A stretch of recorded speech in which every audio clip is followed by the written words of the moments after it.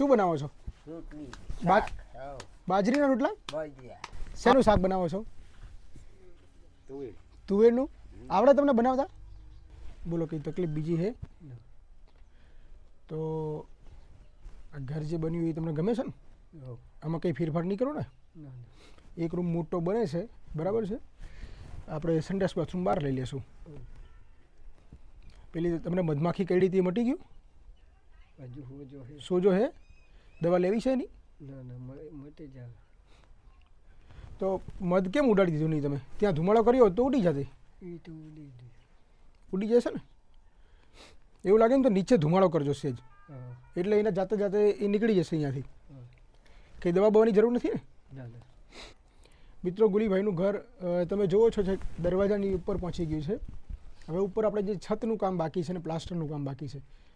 જેટલા પણ લોકોને મદદ કરવાની ઈચ્છા હોય હજી ભાઈ, ગુલીભાઈને ઘર બનાવવા માટે ઘણી આપણે હજી જરૂરિયાત બાકી છે. ઘણી વસ્તુ આપણે જે લાવી છે બધી બાકી છે. કોઈના પૈસા આપણે ચૂકવ્યા નથી. દુકાનેથી જે પણ વસ્તુ લીધી છે બધી પૈસા ચૂકવવાના બાકી છે. તો જેને પણ મદદ કરવાની ઈચ્છા હોય એ કરી શકો છો. આપણે વિડીયોમાં નંબર મૂકીએ છીએ એના દ્વારા. પછી બીજી વાત શું છે કે ગુલીભાઈને ત્રણેય ભાઈને આપણે જ્યારે મકાન બની જશે ત્યારે એમને આપણે આગળથી ગ્રુપ પ્રવેશ કરાવશું. એમને ફૂલહારથી સન્માન પણ કરીશું. એવી રીતે આપણે એમને ઘરમાં લાવવાના છે. મેં એમને નંબર મારો લખી આપ્યો છે. એમને નંબર માંગતા હતા આજે. ગમે ત્યારે મને ફોન કરી શકે એના માટે.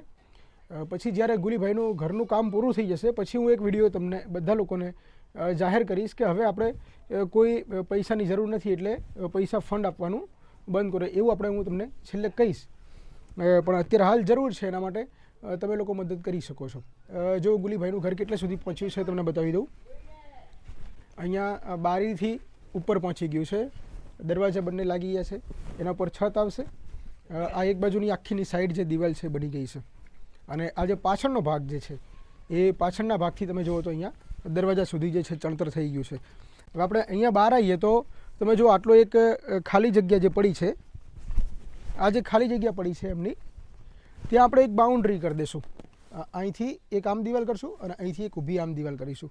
જે બાઉન્ડ્રી કરીશું એટલે શું, કોઈ જીવજંતુ કે સાપ જેવા જે પ્રાણીઓ જે ઝેરી છે એ અંદર આવી શકે નહીં. ગુલીભાઈને કોઈ સમસ્યા ના થાય ભવિષ્યમાં પણ. ગુલીભાઈના જે ભાઈ છે એ રોટલા બનાવે છે. આપણે એમને મળીએ. ચલો.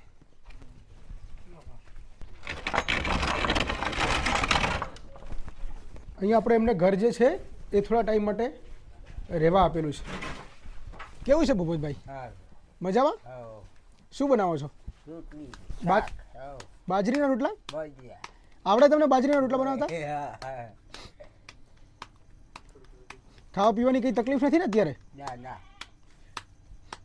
બીજું કંઈ હોય તમારે એવું કહેવા જેવું, બરાબર છે? તો મને તરત ફોન કરજો. મેં ગુલીભાઈને નંબર આપ્યો છે. તરત મને ફોન કરવાનો. જો મિત્રો, અમને કેવા સરસ બાજરીના રોટલા બનાવતા આવડે છે, જે આપણે પણ ના બનાવી શકીએ એમ. કેમ કે પરિસ્થિતિ બધું શીખવાડી દે છે. સમય જે છે દરેકને શીખવાડી દે છે. આ પરિસ્થિતિમાં રહેવું હોય તો આ બધું શીખવું જ પડે.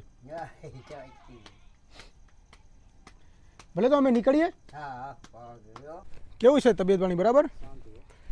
શું બનાવો છો? શેનું શાક બનાવો છો? તુવેરનું? આવડે તમને બનાવતા? બધું આવડે? ગુલીભાઈને રસોઈ બનાવતા આવડે છે? એમને પણ આવડે? ત્રણે ત્રણ ભાઈને આવડે. અત્યારે કોઈ ખાવા પીવાની તકલીફ નથી ને?